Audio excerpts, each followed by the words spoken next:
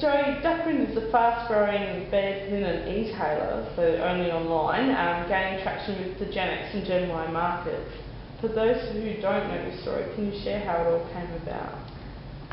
Well, basically it was back when I was at school, about year 9 or 10, and I was just kind of in the backyard. I remember the day actually, and I did art. I always was arty as a kid, even when I was a 5-year-old. I was just always making stuff out of whatever I could find, and I couldn't find any doonies I liked in the shops, basically. I had the same one and it was a bit shabby and I just couldn't find anything to replace it. And I said, well, why don't I design my own? That would be awesome fun. I just thought it would be such a fun thing to do. And my dad was straight away, because he's an entrepreneur, I said, oh, well, why don't you do it?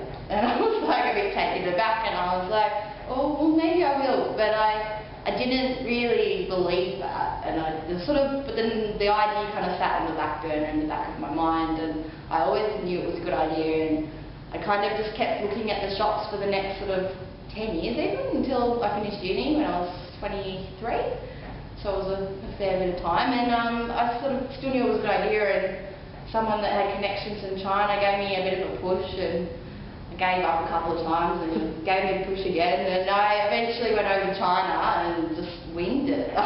Met a girl on Skype and met her at the hotel overseas, and we just traipsed around some factories together, and and sort of got the first things happening. It was another year and a half before I actually had product in Australia.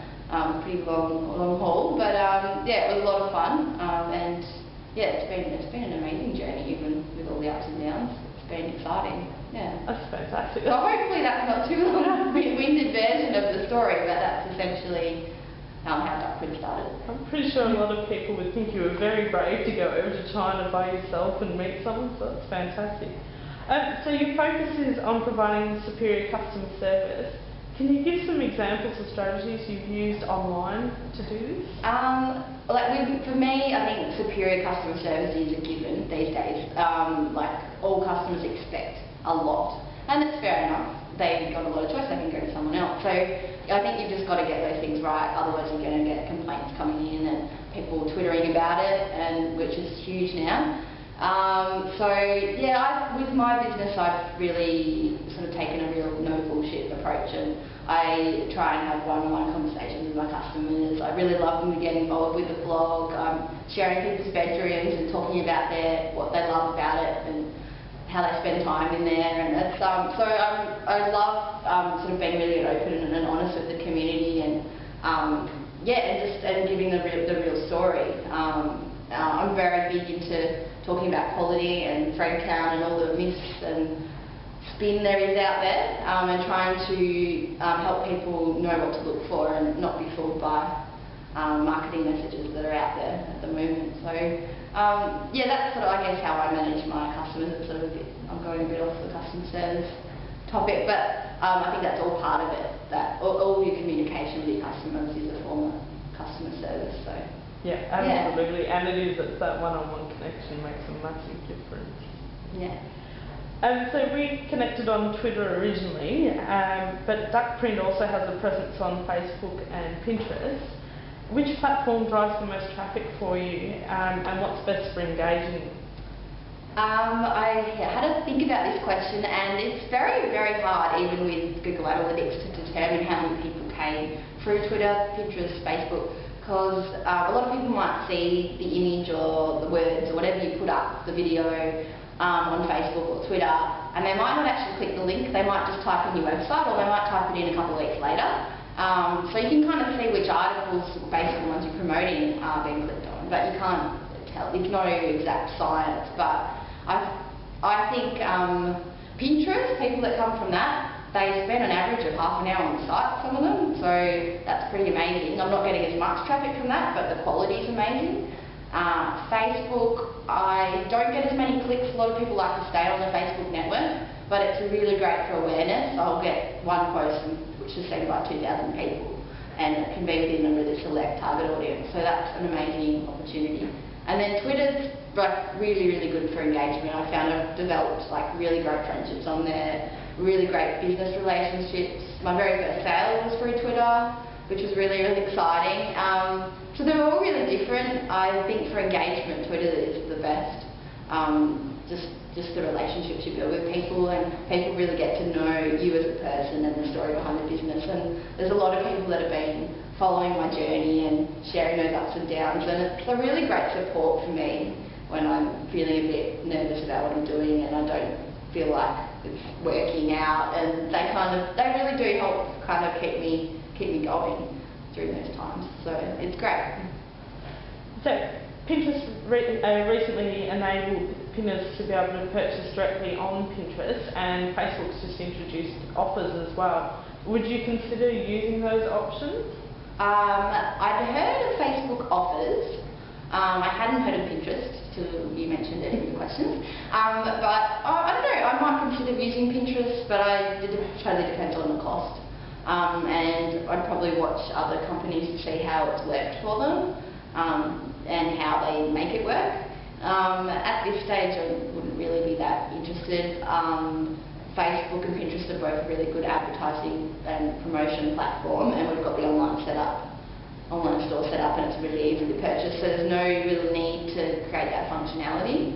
If people are motivated enough to buy something, they'll make that extra click and buy it off the website, I think. But you know, if other people finding it's working and it's not that expensive, then yeah, I'd give anything a go, really. Yeah, I guess that's the thing, isn't it? That, you know, if your traffic from Pinterest is staying for half an hour on your website, then obviously they're very engaged. So yeah. You might as well make the most of that rather than have it on a different platform and not actually capture perhaps as much information about them. Yeah, well, that was data I looked at a couple of days ago. It was 17 people clicked on one pin during a 24-hour period. It was a pin I'd posted over a year ago that has suddenly gone crazy. And the average time out of those 17 people was half an hour. So it's pretty incredible the type of people that new medium's attracting, and something that people don't really quite have. They haven't got their head around yet. So it's interesting to see how it'll expand in time. So yeah, I can see a big explosion of Pinterest ebooks and info courses coming up soon. Yeah, there's not many blogs on it or anything at the moment. So yeah, it'll be interesting. Yeah. So what has been your best moment in business? My most exciting moment was when my last trip to China. It was the third trip. They'd been about 6 months spaced out. And my dad actually came along with me on that trip. And yeah, I saw the product for the first time. It was amazing. I'd spent all the year and a half, and we'd gone through, you know, suppliers that turned into nothing, and just we had to start from scratch. And we finally had this product that I could see and I could take home, and I had something to show for a year and a half's work, which I hadn't had for so long. And yeah, it was really amazing to see all the designs up close. You can't imagine what they look like till you see them in person. It was incredible. And then even better when all the boxes arrived at our doorstep. All the shipment came in solid boxes until we had to carry them all the time. But that was amazing, absolutely incredible. Yeah, it was probably great to hold them and feel them until you had to move them. Yeah. Has there ever been something crazy happen where you thought, my God, how am I going to come back from this? Well, it's not that crazy, but it was a pretty big hit. The supplier came on to Skype, because that's how we always communicated, and he goes, so how wide is it that you wanted the king size, and how long is it that you wanted them? And he checked the thing, and he'd actually got the length and the width the wrong way around. And I was like, no, it's the other way. And he was like, oh, they've already cut. So he'd cut, like, I don't know, 500 sets of doona covers, the length, the width, and the width, the length, and so an extra 30 centimetres too wide and an extra 10 centimetres too short. That's not exact, but a fair bit off. And yeah, at least we turned them all into queens, so at least we could salvage them. But God, I was just wanting to shoot myself. Yeah, he asked me the question, but he'd already done it, and I couldn't do anything about it, and I just had to kind of make a decision or make the best of what had happened and not bash myself up for it, because you can just keep doing that, there's no point. Yeah, but I was a bit devastated. I can imagine that. Yeah. And did you change to Twitter for support or what? No, not for that one. No, didn't tell everyone about that because I was a bit angry at myself for that one. We were always hardest on ourselves, but anyone else would go, my God, that, you know, you can't help these things, and then when it's us, we're really tough. So, last question, for anyone considering starting a business, what is the one thing you'd tell them? I get this question a lot, and I always say find yourself a mentor. And when I say that, it doesn't have to be a business mentor. Like, it doesn't have to be an official business mentor. For me, my mentor for the first year and a half was my dad, because he started businesses himself. It doesn't even have to be someone that started a business. It just has to be a girlfriend, a husband, a wife, a partner, your auntie, or your best friend. Just someone that you're accountable to, and someone that you go home and cry to, and tell them all about the ups and downs, and you've got to tell them about the ups as well. And just like, that just helps pick you up and keeps giving you that kick in the bum and keeps reminding you of how amazing you are, so that you're not too hard on yourself, and that you see the good things when you're feeling a bit low. They remind you of all the good things you've done and keep you going. And yeah, especially just motivate you when you're struggling and you've lost belief. I think that's just more important than anything.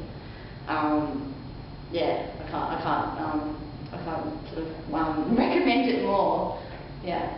Well, thank you so much, Joey, for coming in, and it's great to talk to you, and can't wait to watch your rise even further. So, congratulations and thank you. No, thanks so much for having me.